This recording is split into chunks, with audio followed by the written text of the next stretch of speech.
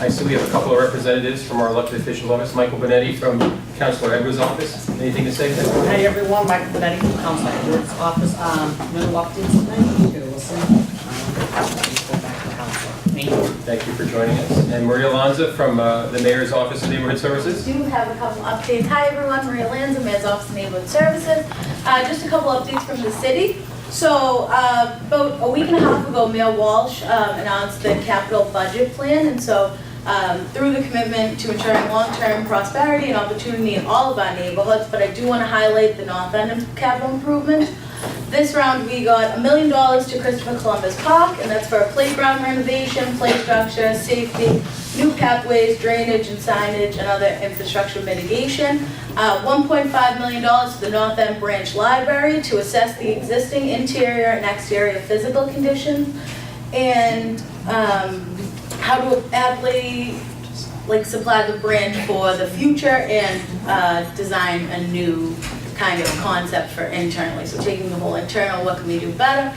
$200,000 to Cotillo Park, and this will be for design for a comprehensive park renovation, including drainage, play lots, and I know Kirsten from the Friends of Cotillo Park is here, so I'm sure she's going to touch on that. And then $3 million for the design for the new North End Community Center. That process will kick off sometime in the fall. Along with this, these are also the existing capital improvements that are finishing up or just getting started. So Langone and Poplar Park, that construction will begin this summer. The Elliott School at 585 Commercial Street will be wrapping up this summer with the school building opening in this September. The Paul Revere Mall, the Prado opening, so that'll be opening June 4th. And I'll touch on that in a second. And North Square will be opening this fall as well. So a lot of construction, but a lot of improvements and a lot of good things coming into our neighborhood. And we've all dealt with the construction. Now we can deal with the beautiful results of that. Also this week, Dr. Brenda Castellius was selected as the Boston Public Schools Superintendent. Dr. Castellius comes from us from Minnesota, where she was the Education Commissioner from 2011 until this year. A couple of events to highlight coming up later this month and early next. The Connect Historic Boston Bike and Pedestrian Path ribbon cutting will be May 23rd, so Thursday, May 23rd at 12 o'clock.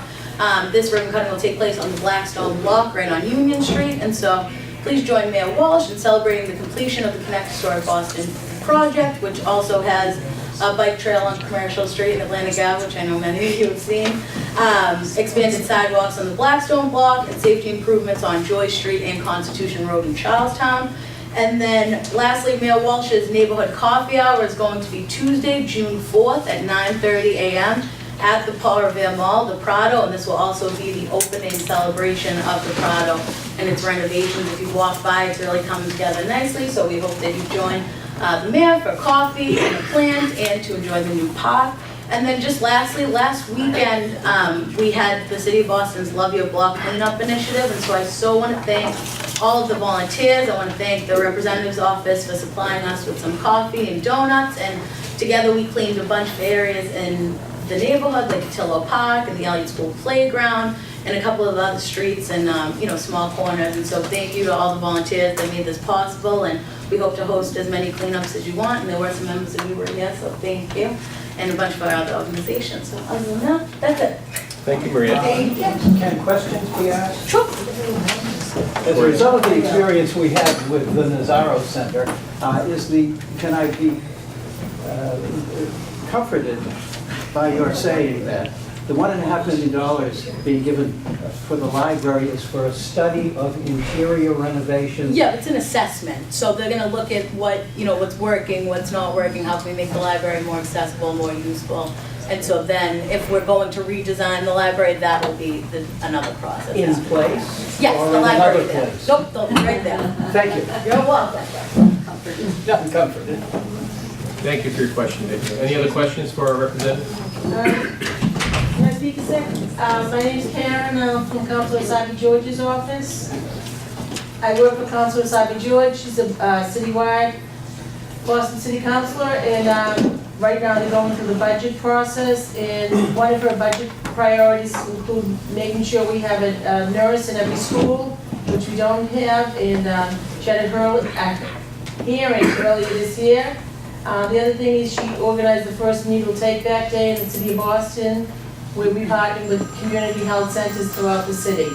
Well, thank you, Karen. Appreciate you coming tonight. Okay, you're welcome.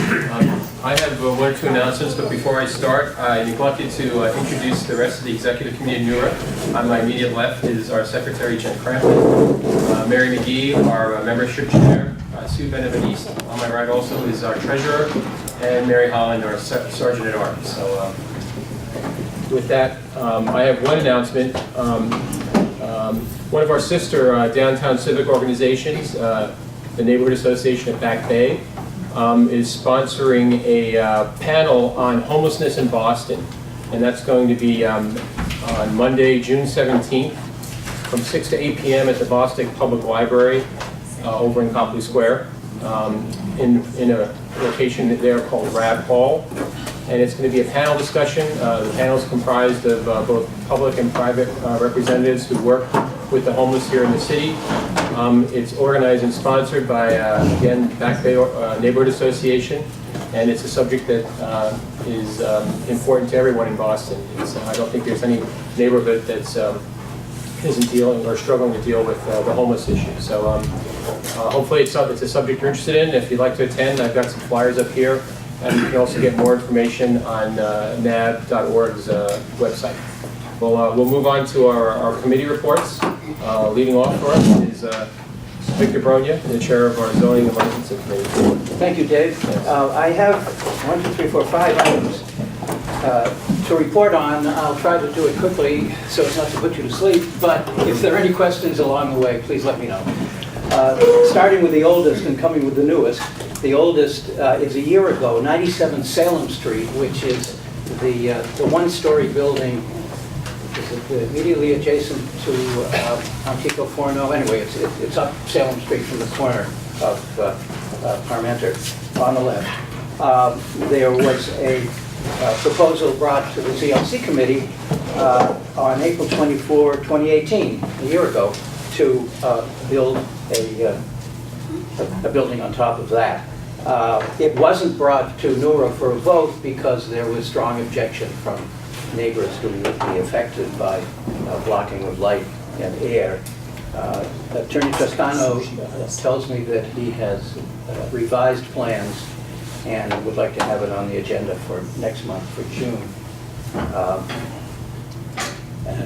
because he wanted time to give proper notice to abutters, which is something that I'll bring up soon. And also, if it involves demolition of an existing building, that is the one-story building, that will involve something that I will again bring up soon. The next item is 199 Salem Street, 71 Prince Street, which involves those two things. The first, as you know, it's the corner of Prince and Salem. It involves a Prince Street building and a one-story building on Salem. That involves the demolition and construction of a new building. At the NEWRA meeting, when it was voted to support, someone asked the question, isn't there some restriction in zoning on the height of a new building that replaces an existing building? Unfortunately, I didn't have my zoning code with me. From now on, I'll bring it with me always. And he was correct. There is that requirement. The height of any building existing as of June 24, 1985 shall determine the allowed building height on that lot subsequent to total or partial demolition or destruction of such building. And if you want to go higher, you have to go to the Board of Appeal. I wish I could give you a firm answer, because I spoke to Buddy Christopher, Commissioner of ISD, after the meeting yesterday, and I'm puzzled by his response. He said, because I had said, shouldn't that be flagged on the refusal letter that ISD gives, so that when the project goes to the Board of Appeal, they know that that's an issue. He said, no, demolition permit is separate from building permit, and that comes later. I don't understand how it can come later if the Board of Appeal, based on the application that doesn't disclose destruction of a building, grants all the variances, then what happens? So perhaps Maria can tell us, or perhaps I should email Commissioner Christopher. There is a specific demolition process that all buildings have to go to. Article 85? Yeah, Article 85. But if it comes after the building permit is issued, how can the Board of Appeal pay attention to the demolition restriction, especially since the paragraph ends with, the Board of Appeal shall consider whether such roof structure, etc., has the potential for significantly restricting light and/or airflow to adjacent structures and/or significantly restricting views from roofs, windows, doors, or balconies. If the Board of Appeal doesn't know that there is going to be demolition of an existing building, and that the building existed as of June 24, 1985, how can they address those issues? So that's what I'm confused about. I can look at it. Okay, thanks. But Victor, Yes. you know, you're bringing up a procedural point, and that's not something, that's not the key point that NEWRA should be concerned about. What NEWRA should, you do have a refusal letter, right? Yes. So they submitted their plans to go up 6 stories where the current building is 3 or 4 stories.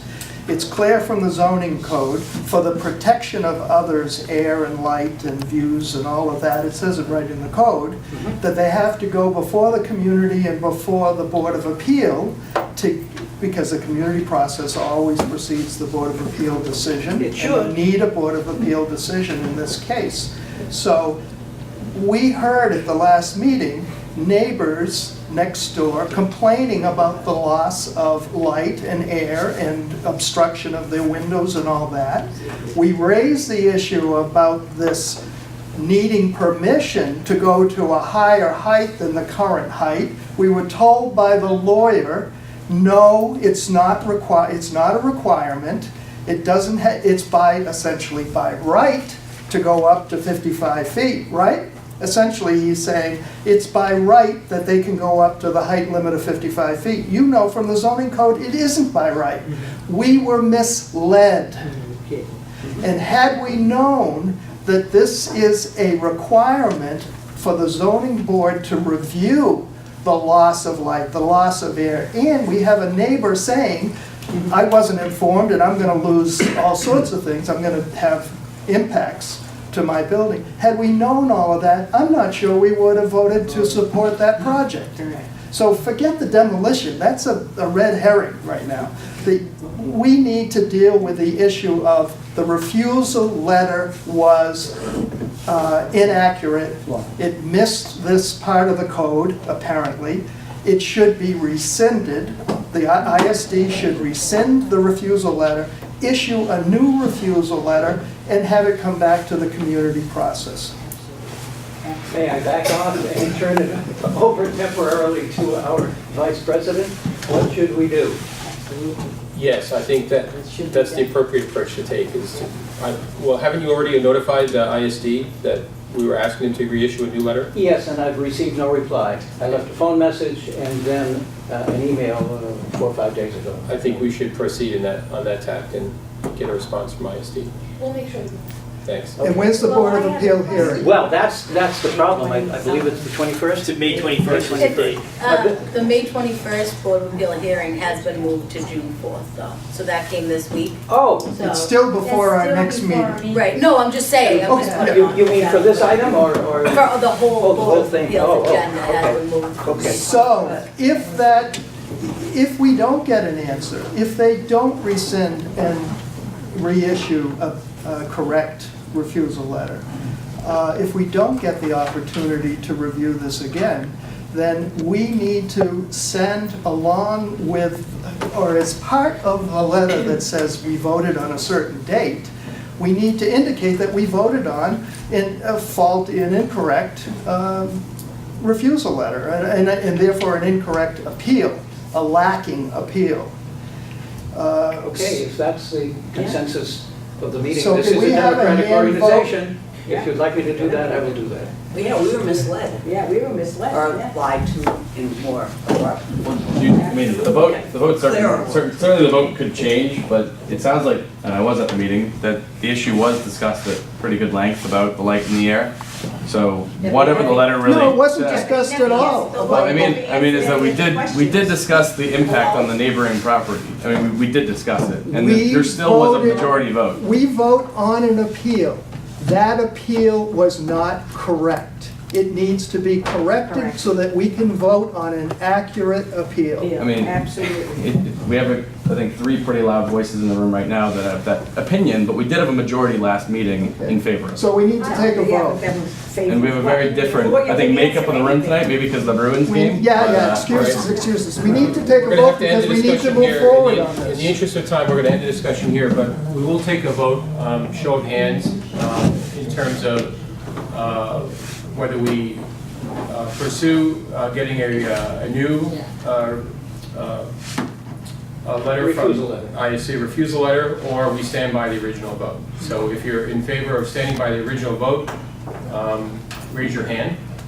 Yay. And those in favor of rejecting the original vote and pursuing a new refusal letter from ISD, please raise your hand. So that's what we'll be doing. And I should say, we have the attorney for the abutter here. I don't know whether he needs to add anything. I don't need to add anything at all. Okay. May I ask? Yes. Make one? Sure. So, one, there was a majority vote to support this by one vote. And I'm certain that if we had more information, it probably would not have passed. It just seems a little That's my- untoward that we had this discussion now, and this Okay, item wasn't on the yes, agenda. sorry. So, the other thing is, I feel like, so if we don't hear from ISD, are we gonna add an addendum to, I mean, if they go before the Board of Appeals and we have, saying that we supported it, should we add an addendum letter to that support and saying that now that we have the information? Well, we just voted to step back from the original support pending a revised letter. If we don't get a revised letter, then we. Okay, The executive committee will Sorry, I convene misunderstood. and Okay. let the zoning board know that there's been a change in our support. So I think just to edit what you said a little bit, I think what might be a better way to say the vote piece of it is that if we had that information, or if we realized that information was lacking at the time, we may have tabled the issue. You should have. Right, with no vote. So we can't predict how the vote would have happened. I wasn't at the meeting. Right, yeah. But we can't predict that. We could say, if it was noticed at the meeting or, made clear, we may have tabled the vote. But what we can do, based on the discussion this evening, is to withdraw our original support of the project pending more information from both the zoning board, ISD, and all the concerned parties. So I'd just like to register my concern that we took a vote on a piece that was not on the agenda in advance of this meeting. We have the attorney for the abutter here. We did not give an opportunity for the attorney for the. I'm going to cut you off right there. It seems odd that we do this. The reason it's being discussed now is because it's part of the ZLC committee report, and we have, well, you may not appreciate Our that. ZLC committee representative is sitting next to the attorney for the abutter. I never met him before. We're not debating that. This is why No we discussions, shouldn't please. talk We're about whether gonna we move would have along. voted this way or that Please take your way. seat, David. What we have David, to please talk take your about seat. is, it was an inaccurate Yes, that point appeal. was already made, David. Therefore, Please take your seat. our vote meant nothing. It was We've void. exhausted the discussion of this subject. Thank you very much. Okay. Thank you, but it's perfectly within the purview of the committee reports to cover previous old issues and the new issues, and that's what I've asked Victor to do tonight. So Okay. the fact that it was on the agenda should be a concern. One other item came up, which was that some people didn't get notice because the notice given was leafleting. And since then, there's been a discussion among our colleagues that perhaps leafleting should be prohibited under the NEWRA notice requirements. That we won't do without a vote of the membership, but perhaps we can discuss that in the executive committee, put it on the Take it up at a later date. for another day. Okay, next. Number 3 out of 5. This is shorter. 48 Salem Street, Chase Bank. The executive committee opted to take the not oppose letter route, that is, not require Chase Bank to come back again and submit to a vote of the members because, because basically nobody showed up at the meeting. There seems to be no opposition, there seems to be no community impacts, and the requirements of a executive committee vote to send a letter of no opposition are satisfied by the Chase Bank proposal. The 4th item is the Dock Square Garage. To what extent should I go into that? That is a saga that has been going on for some time. NEWRA voted to oppose the design. The design has been revised twice. The Boston Civic Design Commission voted to disapprove it. BRA nevertheless pushes and pushes and pushes. There was a Boston Civic Design Commission meeting Tuesday, and the BRA said, well, why don't you, based on a revised plan, why don't you commission vote to approve it subject to conditions that they address this, that, and that? Andrea Lears, the chairman of the commission, who is my hero, said, no, we don't design the building. We just review your design. We can't identify specific issues. Bring your design back to another design committee review meeting, and we will review what you proposed. The building has been brought down from an original 160 feet to now 124 feet by chopping off 2 levels of parking. Is that good or bad? Not for me to determine. But anyway, only for me to report. There will be another design review committee meeting of the Boston Civic Design Commission probably next week. And I invite everyone to keep an eye on the notices that come from the BRA and attend the meeting. Finally, there is the additional dwelling units issue that was the result of a meeting yesterday before the Boston Zoning Commission. Dave Goggins and I and Tom Chabot, and Tom is here, attended the meeting. I think we and one person from Fenway were the only public at the meeting. I and Dave spoke and told the commission that this proposal has to amend our zoning law, as well as a few other neighborhoods, has not been brought to the community. The community doesn't know what you're proposing. I thought that we had made an impression on the chairman of the commission, who repeated what I had said, that there are 10,000 persons in the North End, that 7 other communities have been exempt.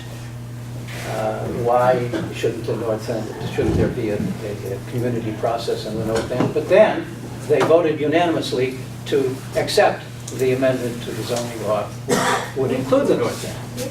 And what it does is, as we mentioned at the last meeting, it permits you to add a living unit, regardless of prohibitions in the existing zoning law, to a building, I believe, is it three-family building? Owner occupied. Owner occupied. Excuse me, I don't think it has to be 3-family, because I know people that are doing it with existing one-family homes. One, two. Oh, it could be Oh, single I'm or sorry, two, I'm that's sorry. right, that's right. Yeah, But I'm not more sorry. than 3. No more than 3 families. Okay, thanks. And one startling thing was Commissioner ISD was there, and he said that the square footage could be as low as 150 square feet for one of these, For the additional dwelling. for the additional dwelling. If the additional dwelling it would involve going into the basement, which most of them would, I guess, And if the basement, if the building is in a floodplain, then it would be prohibited from going into the basement. But as I look at it, that means that in order to add a unit without changing the envelope, you'd have to reduce the size of some other unit. Anyway, there are many questions. And why don't they come to us before they adopt it, tell us about it, get input from us, but they didn't. The person from the Department of Neighborhood Development, City Department, said that she would come to our next meeting and explain it to us. She is, however, greatly pregnant, so she may not make it. But we hope that someone will come and explain it. We have to live with it, I guess. But for now, that's all I can tell you. This is after the fact, though. It's after the fact, yes, it has been adopted. And he also said that there's 70 such buildings in this neighborhood that will qualify for that additional unit. 89. 89. That's a But lot. if they're in a floodplain, you can't go into the basement. Yeah, but as I said, you could move an interior wall and make one But I'm unit saying smaller and add That's another unit. 89 extra. Oh, sure. There are lots of issues. Suppose the owner goes to Florida for the summer and for students, you move into the 150 square foot apartment. Lots of questions. Victor? Yes. Does that mean that a first floor commercial unit could be turned into an apartment or condo without ZBA approval or community review? That I can't answer. I'm not that closely tuned into it. Anyone else answer? It's unclear to me as well as whether or not it's restricted simply to multifamily, single or multifamily units, or whether if there's a commercial that can be converted. I don't think that was covered in anything that I read or already. I think it's restricted to 1, 2, or 3 family current zone. So Residential. if you're a mixed-use building, I don't think you're included. No, it But would it's be residential. worth looking at, because we don't. It would certainly impact this neighborhood. Sure, absolutely. The big issue, or the overall issue, I guess, is that it's as of right, so it would not come before the community, and the community wouldn't know what's going on. And, yes, Mary. Victor, could you also point out the neighborhoods that were not included? Oh, in this? sure. Because the thing that is really outrageous to me is that most other downtown neighborhoods were excluded from this. So I think we have yet another example of the city ramming something down the North End's throat that they don't do to Beacon Hill, that they don't do to Bay Village, don't do in Back Bay. And so I think they've got a lot of explaining to do about why they didn't have a process in the North End, but they exempted all of these other neighborhoods that are certainly more similar to us than the neighborhoods that do want it. Right, and that was our objection that we sent to Brian Glasscock, and the explanation, he took the time to respond to our concerns in writing, and the explanation he provided was that all the eligible neighborhoods were included in the program. The downtown neighborhoods that were excluded had specific zoning language that prohibited them from participating. So it turns out that Back Bay, South End, Beacon Hill were not part of the ADU program, whereas Fenway and North End, which didn't have any specific density language protections, were included. Yeah, not a very good answer. Well, ours does, however, say the role of community participation in determining appropriate land use regulations and zoning is critical to the success of any zoning article or development plan. That, of course, was ignored. That's it. Ford? I will point out, I want to point 2 things out. The first thing is, the city did put, I believe, adequately strong anti-short-term rental language into the ADU bill. It's a big concern of, I think, everyone in the city, that there was going to be this ADU program where the city was going to give $30,000 interest-free loans. And, think about someone taking that and turning it around and making a little mini hotel in their home. That was obviously not the purpose. The purpose was to create housing. So the city very quickly recognized that when it was pointed out to them, and the language is in there to prevent that. So I think we should acknowledge that there's there was some listening done. But one thing that I want to point out in terms of not great moments in process is that there was public process after the year-long pilot program in JP and East Boston.